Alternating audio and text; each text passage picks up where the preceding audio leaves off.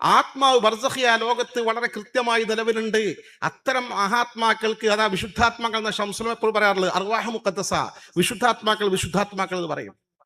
ഇതൊരു വസ്തുതയല്ലേ? ഇത് ഞാനൊരു സംഭവം പറയട്ടെ. അവസാനമായ ഒരു സംഭവം പറഞ്ഞ് ഞാൻ അവസാനിപ്പിക്കുകയാണ്. ചരിത്രത്തിൽ അറിയപ്പെട്ടൊരു മഹാസംഭവമാണ് ഹബീബായ സയ്യിദുനാ റസൂലുള്ളാഹി സ്വല്ലല്ലാഹു അലൈഹി വസല്ലം തങ്ങളുടെ ജനാസ അവിടെ നിന്ന് എടുത്തിട്ട് കടത്തിക്കൊണ്ടുപോകാൻ മൊറോക്കോയിലെ ചില ക്രൈസ്തവ സഹോദരന്മാർ ഗൂഢാലോചന നടത്തിയെന്ന്. ഇത് കെട്ടുകഥയൊന്നുമല്ല. കേരളത്തിലെ മുജാഹിദ് പ്രസ്ഥാനത്തിന്റെ ഔദ്യോഗിക പ്രസിദ്ധീകരണ വിഭാഗം പ്രസിദ്ധീകരിച്ച പുസ്തകത്തിൽ പോലുണ്ട്. അത്ര ആധികാരികമാണ്. അവിടെ ഹിജറ 557 ഈ സംഭവം. ഹിജറ 557, റസൂലുള്ളാഹി വഫാത്തായിട്ട് 547 കൊല്ലം കഴിഞ്ഞിട്ട്. അന്ന് വിശുദ്ധ മദീനയും ഫലസ്തീനും ഇറാനും ഇറാഖും ഈജിപ്തും ഉൾക്കുള്ള പ്രവിശാലമായ ഇസ്ലാമിക പ്രദേശത്തിന്റെ ഭരണാധികാരി മഹാനായ ഷഹീദ് സയ്യിദ് നൂറുദ്ദീൻ മഹമൂദ് സങ്കി അവർകൾ റഹിമഹുല്ലാ, അള്ളാഹു അദ്ദേഹം റഹ്മത്ത് ചെയ്യട്ടെ. അൽ മലിക്കുൽ ആദിൽ എന്ന അദ്ദേഹത്തിന്റെ സ്ഥാനപ്പേര്.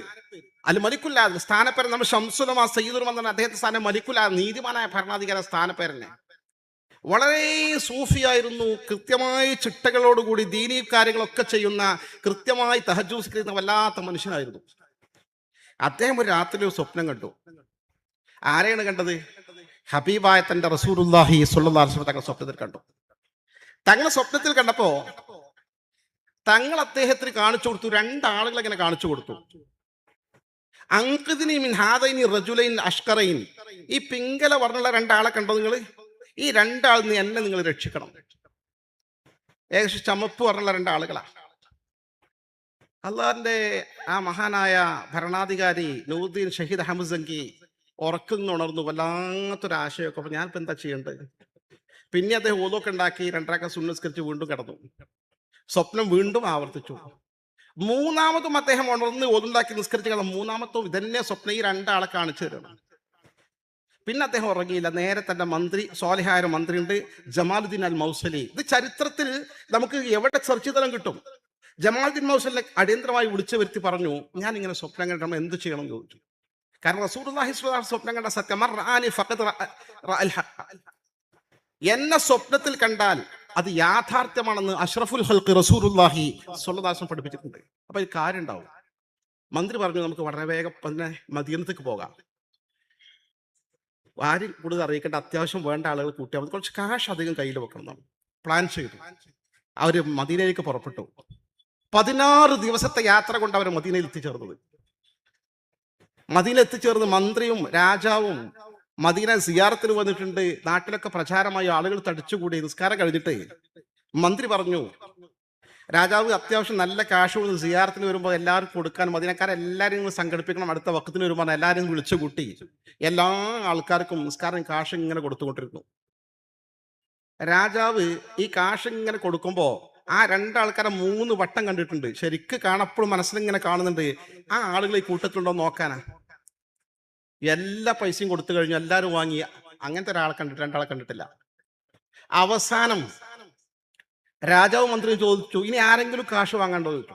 എല്ലാവർക്കും കൊടുക്കണം കാശ്. ഇല്ല, ഇനി ആരും വാങ്ങാനില്ല. ആരും ഇല്ല വെച്ചു. ഇവിടെ 2 ആൾക്കാരുണ്ട്. ഒരു ഈ റസൂലുള്ളാഹിന്റെ റൗദന്റെ തൊട്ടപ്പുറത്ത് തന്നെ താമസിക്കുന്നത്. അവർ വലിയ പണക്കാരൻ, എല്ലാവർക്കും ദിവസേന ദാനം ചെയ്യും, എന്നും ജന്നത്തുൽ ബഖീൽ പോകും, സിയാറത്ത് ചെയ്യും, വലിയ നിസ്കാരം നോമ്പും കാര്യങ്ങളൊക്കെ. ഹജ്ജിന് വന്നിട്ട് പിന്നെ അവർ പോയിട്ടില്ല എന്നാണോ. അവരെ വിളിക്കുകയാണോ? അവർ 2 പേരും വിളിച്ചു.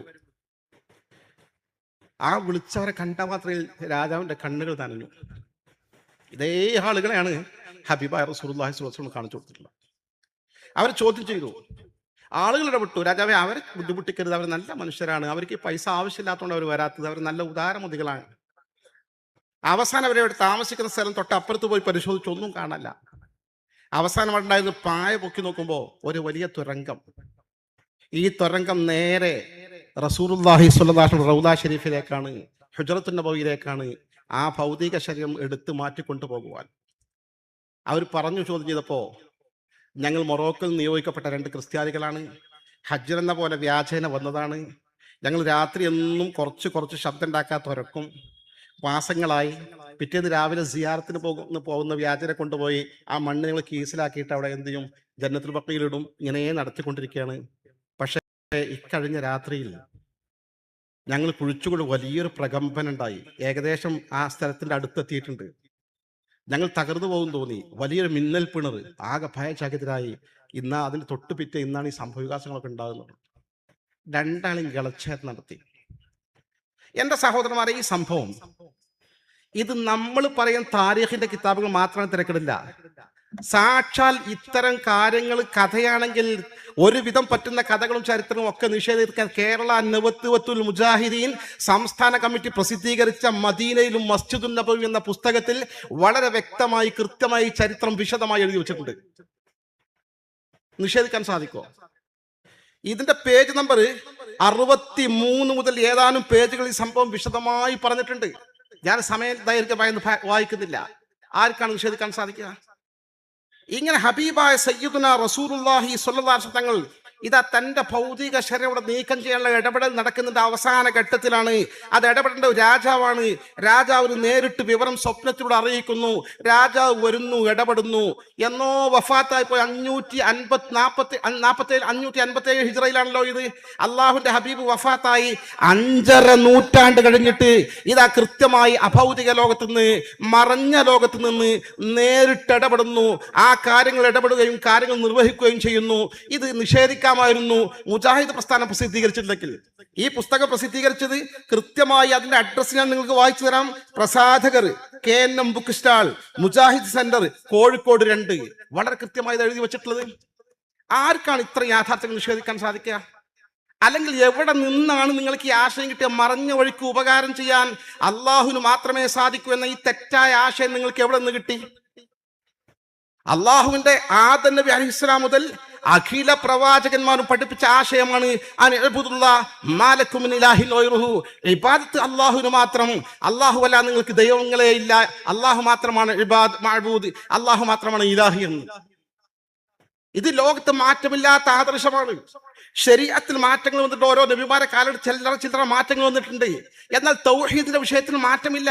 അന്നൊക്കെ പഠിപ്പിച്ച ഇബാദത്ത് ആദം നബി അലൈഹിസ്സലാത്തു വസ്സലാം മുതൽ നബിയുൽ മുസ്തഫ മുഹമ്മദുൻ സ്വല്ലല്ലാഹു അലൈഹി തങ്ങൾ വരെയുള്ള നബിമാരുടെ മുഴുവൻ ചരിത്രം നിങ്ങൾ പരിശോധിക്കുക, മുഴുവൻ കിതാബുകൾ പരിശോധിക്കുക.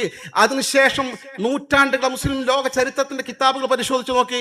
ഏതെങ്കിലും ഒരു കിതാബിൽ അള്ളാഹുവിന്റെ വിശുദ്ധ ഖുർആന്റെ വ്യാഖ്യാനത്തിലോ ഹബീബായ റസൂലുള്ളാഹി സ്വല്ലല്ലാഹു അലൈഹി വചനങ്ങളിലോ ആ വചനങ്ങളുടെ വ്യാഖ്യാനങ്ങളിലോ ഏതെങ്കിലും പൂർവികരായ സലഫു സ്വാലിഹീങ്ങൾ ആരെങ്കിലും എവിടെയെങ്കിലും മറഞ്ഞ വഴിക്ക് ഉപകാര ഉപദ്രവം ചെയ്യാനുള്ള കഴിവാണ് ഇബാദത്ത് എന്ന് എഴുതി വെച്ചിട്ടുണ്ടോ? നിങ്ങളത് പരിശോധിക്കുക. ഞാൻ എൻ്റെ സാധാരണക്കാരായി നാട്ടിലെ മുജാഹിദ് സുഹൃത്തുക്കളോടാ പറയുന്നത്. നിങ്ങൾ മൗലവിയോട് ചോദിക്കുക. അല്ല മൗലവി, നമ്മളും സുന്നിയും തമ്മിലുള്ള തൗഹീദിന്റെ പ്രശ്നം തന്നെ മറഞ്ഞ വഴിക്ക് അള്ളാഹ്ക്ക് മാത്രമേ കഴിയുള്ളൂ, വേറെ ആർക്കും കഴിയില്ല എന്നുള്ളതല്ലേ? അങ്ങനെയാണ്. അതൊന്ന് കാണിച്ചിട്ട് മൗലവി, ഏതെങ്കിലും കിതാബ് കാണിച്ചിട്ട് നമുക്കിത് നിങ്ങൾ പറഞ്ഞ കേട്ടു, ഇതുവരെ സ്വീകരിച്ചു. ഖുർആനിലുണ്ടോ? ഇല്ല. ഹദീസിലുണ്ടോ? ഖുർആന്റെ ഏതെങ്കിലും തഫ്സീലുണ്ടോ? ഹദീസിന്റെ ഏതെങ്കിലും വ്യാഖ്യാന ഗ്രന്ഥത്തിലുണ്ടോ?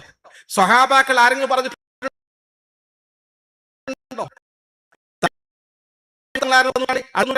അടുത്ത നൂറ്റാണ്ട് ആരെങ്കിലും എവിടെയെങ്കിലും പറഞ്ഞിട്ടുണ്ടോ?